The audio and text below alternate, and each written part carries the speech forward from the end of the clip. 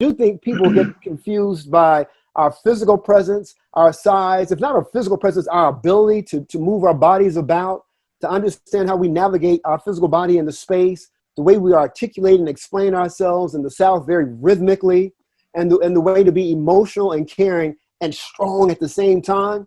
So I think we're almost like a paradox to people. I think we come from, you speak of African male, we come from a very strong people.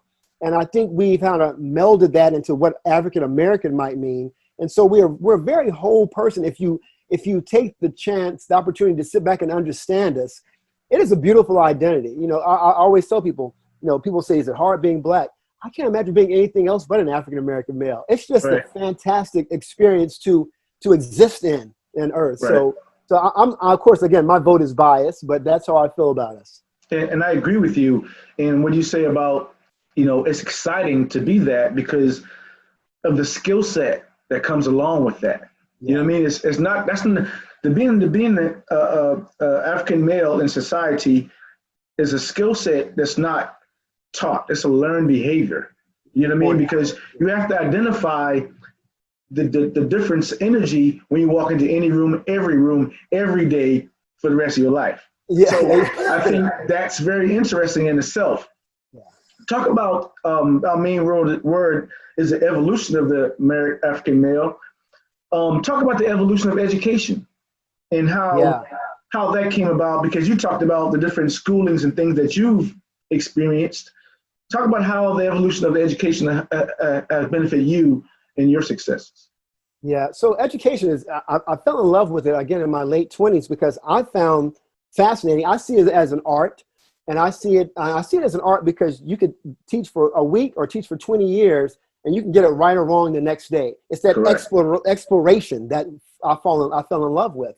But the evolution is interesting, and not to be an educational historian, but the fact that we were educating masses to be more American, whatever that means.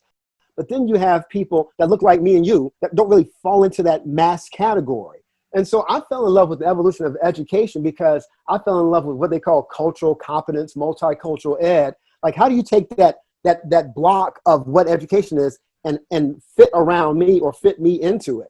And evolution-wise, historically, it's always to fit me into it. And when I got in education, I was taught to make it fit around me, that I was the center point of education. Education is not the center.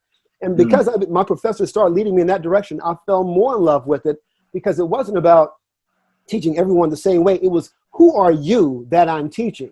And I will fit this around you as opposed to you fitting around it. And that still today, after over 20, almost 30 years, still fascinates me that you, the person in the center, is the most important understanding of what education is about. And it has to fold around you, when the evolution was, no, you fold around it. And everything we've said prior about Black, about African male, challenges all of that. It makes you work hard to understand us, to teach us 2 + 2. Even 2 + 2, that is a lift if you really want to understand who we are. And that's some beauty in that process.